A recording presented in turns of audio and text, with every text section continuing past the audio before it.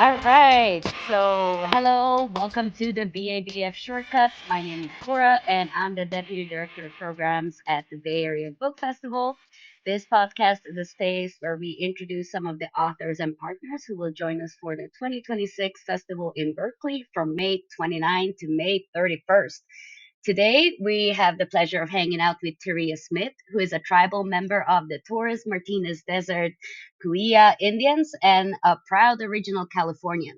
She's the editor of News from Native California magazine and director of the Berkeley Roundhouse Heydays California Indian Publishing Program. She's a Leo, she's a mom, and now she lives with her dog Havana.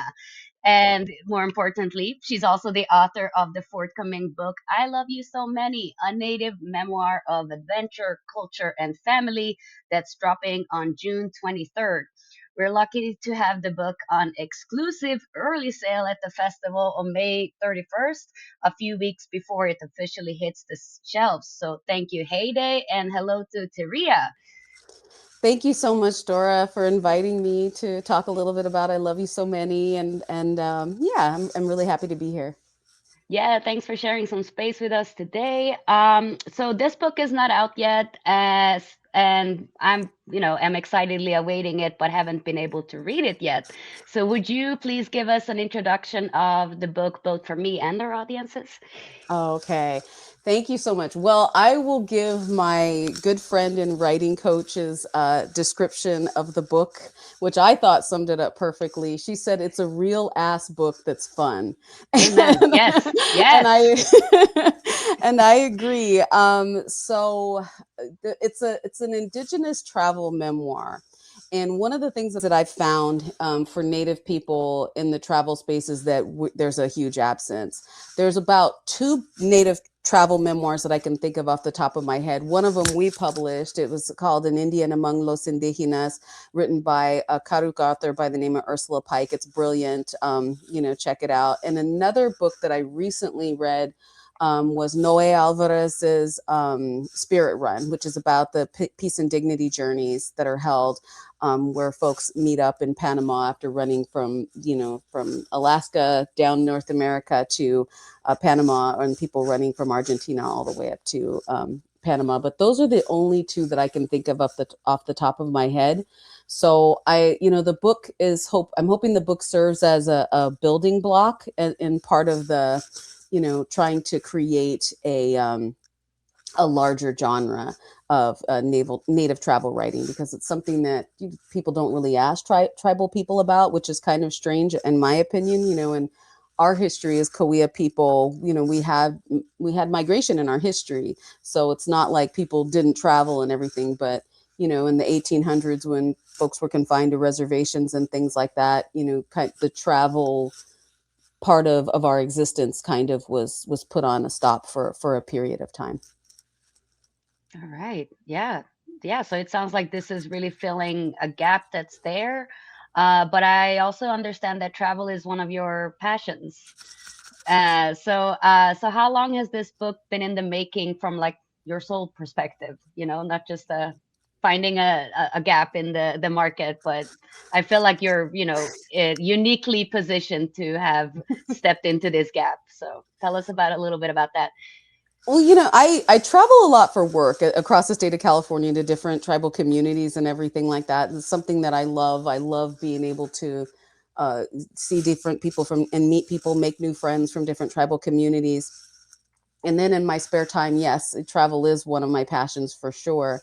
But where I really, really got excited about travel writing is I was in Cuba one year and in a town called Trinidad, which is in the Sancti Spiritus province. And I started seeing people, like, just there were people there from all over the world, especially Europe, but there were a lot of people there too from Argentina, Colombia, Mexico, a lot of different places. And I thought to myself, gosh, am I the only Cahuilla person who's been here or who's ever been to this town? And I bet that there are other California native people who have, you know, um, who've been places in the world, and I'm sure they'd like to share their experiences. So in News from Native California magazine, and this was the most fun I ever had editing an issue of the magazine. We did a special extended feature that focused on Native travel, and there were lots of people who had been to a lot of different places, and there was a lot of interest. And I thought, oh, this is really fun. And then the memoir developed. It was originally, the book looked quite different when I started. It was going to be something like like the extended feature, and I shared two sample chapters with the team at Heyday, and one of them was my personal story, the first time I had ever been to Havana, Cuba, and another story was an interview that I had done. And so it was going to be this collection of kind of accounts and everything like that from different people. And the team at Heyday said, we want to hear your story. We want to hear just about you, which was strange to me because, as a journalist, most of my career is writing about other people. So that was a challenge. I thought, oh my gosh, am I interesting enough to, am I interested? Like, are people even going to be interested in all of this stuff like that? And I mean, there's enough there. But so yeah, so that's kind of how that developed. And then, the process of writing a memoir, it was challenging. It was, especially, I mean, that's, the technical part, but then the emotional part of it. Gosh, I did all the cliche things that they tell you to do as a writer. I took a memoir writing class with Inlandia, which was wonderful. I'm glad I did it. I went to a writer's residency at Mesa Refuge, to help out with, writing. I employed the use of a writing coach. I had a friend from college who, was in the same journalism program as me, and she also has a therapy background, so that was perfect. I, Yep. I had all the little playlists and everything like that. I was able to draw inspiration from the dopest muse ever, and everything like that. And so it was, I did all the things to make it come together. But yeah, originally the book looked quite different, but I'm happy. I'm so happy and excited, and a little freaked out about where it is now. Yeah, no, I can totally understand. I mean, writing a memoir is not for the faint of heart, and I think yeah, a lot of people probably approach it with the same trepidation of like, wait a minute, I'm gonna have to reveal parts of myself here and also do other people justice and other stories justice. Yes, So yes, you know, obviously personally I've never written a memoir yet or hopefully will ever, but I know people struggle. And specifically I had a friend ask me, shout out to Samuel. I had a friend ask me about memoir writing a while back and really getting into technical questions such as, like how do I choose which stories? What is the arc? How do I know what is interesting? And also, do I keep real names? And so there's so much that goes into a book like this that is just above and beyond just the regular fictional definitely. process. And I know you changed the names of the people in I your did. stories. Could you share a little bit about how you came to decide that that was the best way forward here? I let's see. I didn't think about doing it until I, started. I mean, memoir is my favorite genre, Mm, coincidentally and everything like that. And I know a lot of other people have done it. Like Ursula Pike changed people's names in her book. Also, that the book Wild by Cheryl Strayed, yeah, she yeah, yeah. changed the names in her book and everything like that. And so I thought, okay, I can still keep the integrity of these stories and everything like that, but I um I don't want people to be immortalized in a book by their mistakes, or Mm, things that maybe they've done incorrectly, or things that they wish that they could have changed, because it's hard enough for me. I mean, there's right. times, I'm, going through the book and I thought, oh gosh, I'm scared about the judgment, because I judged myself harshly, when those things were happening or after they happened and everything. And so it's not my right to be able to, you know, keep somebody in their mistakes, or I'm only allowed to do that for myself. So I thought, okay, let me go ahead and change the names, especially when there's so many examples of people who've done the same thing and have been able to keep the integrity of their stories and keep them real. Mm. Yeah, no, that's beautifully said, and I love the grace that you're offering to other people, and I hope you offer yourself some of the same. Thank All you. right, so we're coming to the middle of our interview where I like to do a round of quick questions. Usually Okay. this is about the book, but since I haven't read your book, it's just going to be about travel. Okay. So, question number one, what's your preferred mode of travel? Train, plane, automobile, bus, or foot? Oh, wow. Oh my gosh. Idealistically, you would always see a train, but I've done that before Right. and it's not the funnest thing, at least in the United States. I mean, I've Oh no, traveled in girl, other. here they're just like creeping along. Oh, God. No, no, I no, not here, but no, I've elsewhere that's my too. But yeah, elsewhere for sure. Like I took a train in Ireland one time and oh my gosh, it was yes, wonderful. There was Wi-Fi on the train and it was beautiful and yeah, it was amazing and everything like that. So yeah, yeah, I would prefer, in an idealistic situation outside of the United States to travel by train for sure. yeah. Also, no shade. Amtrak does have Wi-Fi. It's a little Yes, bit, they do. It's shout out to Amtrak. You guys are trying. It's not your fault. and Um, Amtrak too. I will give Amtrak its credit. It's like that's a slow. Okay, I've got all the time in the world right. type of If I experience. have You're trying 12 to get hours to get to somewhere. LA, then I'll take the train. But Yes, when does that really happen? Like, no. really. All right. Favorite season for travel? Oh, the spring for sure. Yes. Okay. Uh, Everywhere the spring. everywhere this spring. Yes. Number one place you want to go but haven't been yet. Oh my goodness. That is a great question. Peru. Okay. Yes. For Peru. so And many reasons. Yes. you want to list a couple or just, Absolutely. I mean, the indigenous history and mm, that for one thing, they're supposed to have like amazing food, like I mean like oh, yeah, that's what hundreds I've of heard. different varieties of potato and things like Oof. that. It's supposed to be a beautiful country, a safe country. Oh yeah, I've have been really wanting to go to Peru and I yeah, for sure. Okay. So let's make sure this book sells crazy and you can get your, like celebratory trip to Peru. Absolutely. Uh, all right. And place you would revisit anytime. Oh, um pretty much anywhere in the Caribbean, especially Cuba, but the Caribbean Hmm. is just magic. Yeah, I love it. Okay. All right. And last one, top five things in your backpack when you're on a travel. Oh golly, okay. I have to have a what do you call it? A power bar to charge my cell Oh, phone. yes. Yes. Number one for sure. Water, Mm. always water, that sort of thing. An extra pair of earrings. That's some femme shit right there. Okay, girl. My reading glasses, and Hmm? then let's see, the last thing would probably be perfume. Okay. Ooh, we're girly with it. I would have expected like a notebook or like a Oh, pen or like a. But it's okay. Perfume's good too, girl. Like that's. Sorry, no that's shade at all. funny. That's so funny. Yeah, yeah.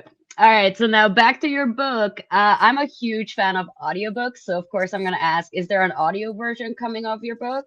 I And really hope so. Oh my okay. gosh, I hope so. I recorded an audiobook for the first anthology that I edited, No We're Here, and it Ah. was it was a grueling process, but the result was just amazing. Like I loved it. And plus, my mother, who has pushed me my whole life to write and everything like that, my late dad too, but she recently had a stroke and she was able to Mm. listen, because it affected her eyesight, Oh, but she could listen to the entire book. And so I really hope that there's an audio book in the works for this, and because it was fun to record. And I love audiobooks, just because of the accessibility that it right. provides to people of different abilities. Sure. Absolutely. All right, so let's hope there will be one, and then you would narrate this one as well, right? I want to, Okay, yes, let's put it out in the universe. yes. Let's make it Yes. happen. All right, and so Terry, you are also on the board of our festival, and you're a huge support to me personally when curating programs for our native California stage. So thank you for that. And can you tell us a little bit about the importance of the festival in our local and broader ecosystem of native artists? Oh my goodness. Okay. I consider being elected by the rest of the board members to the board for the Bay Area Book Festival to be one of my life's major accomplishments. It's such an honor to be on the board, and the support that the Bay Area Book Festival has given to California, especially California Native young writers and everything. It's tremendous. Last year's festival, the whole festival was incredible, but I did get to go to the readings, the youth readings that Mm. Tribal Youth gave and everything, and I was just absolutely blown away by the stories. And I feel like that's a wonderful program. And I'm always wanting more and things like that. So I was like, I really want, to broaden the festival to more people in the Native literary world, more writers, more booksellers, more Native publishing companies, more readers, you know, just, it's boundless. I think a lot of people that I'm friends with, the people I roll with, would really, really appreciate this festival. It'd be something fun I mean, it felt wonderful to be there last year and to see everybody in their silos and their communities, and then meeting each other and everything like that. And I was like, oh my gosh, I want my friends and people in my world to be a part of this. And yeah, it's wonderful. Talk about community. It's a wonderful community event, the Bay Area Book Festival, and I absolutely can't wait as I count the days almost, till it comes up. Yeah, no, same. And thank you for that support. And yeah, we definitely wanna grow and expand always. And also at this point, I'd like to give a shout out to our sponsors, Federated Indian Great and Rancheria, whose support is absolutely invaluable in an ensuring we can keep lifting up these important stories and voices, especially the youth workshop that you were talking about. We're obviously doing that again this year, and they will have the first slot on the Native California stage as always, because this year's theme is writing the future, and what better way than to really let the youngins tell us, what do you need? This is essentially Absolutely. your world. We're just hosting for a second, and who knows what happens after that, right? um right. So Terry, as we wrap up, what are some things you're excited about this spring? Are you going on a book tour? What's the trajectory of putting this work into the hands of the public? Oh gosh. Okay. Yeah, that part of it, the planning, the logistical planning part of a book tour has been a lot of fun. Just looking at the possibilities, and then but actually thinking, I'm like, man, I'm going to have to get in front of people. I'm going to have to say things, and people are going to take my picture. Oh no, that sort of thing. Um, you know, Do uh not envy you at all, no. actually. Oh But gosh, but I have also to good say luck. I have to say, that's like, with the cover of the book and everything like that, like my pictures on it, which is a nightmare to me and everything like that. And I I was love kicking that and cover screaming. though, with the Oh my swirls and the gosh. fonts are beautiful. It's gorgeous. No, it's Thank it's you. really Thank you. great. 46-year-old Terria is having a hard time, but 66-year-old Terria is going to be happy that I did this. So, always Yeah, looking and into the the picture future. looks to be about 32-year-old Tyria, so don't worry Oh, about anything.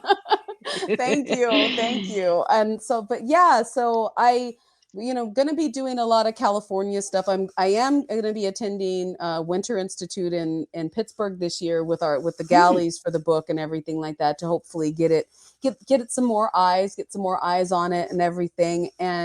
But yeah, there's the good thing about having worked in publishing for a while is we do have a lot of bookseller friends and library friends and people that want to be able to share the book with their audiences as well. So I'll be doing a lot of that and everything. And so I'm excited about that part of it.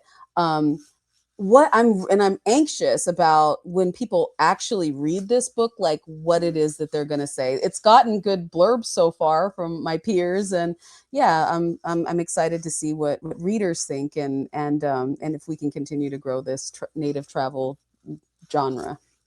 All right. Well, you guys come and join us and meet Terria on May 31st.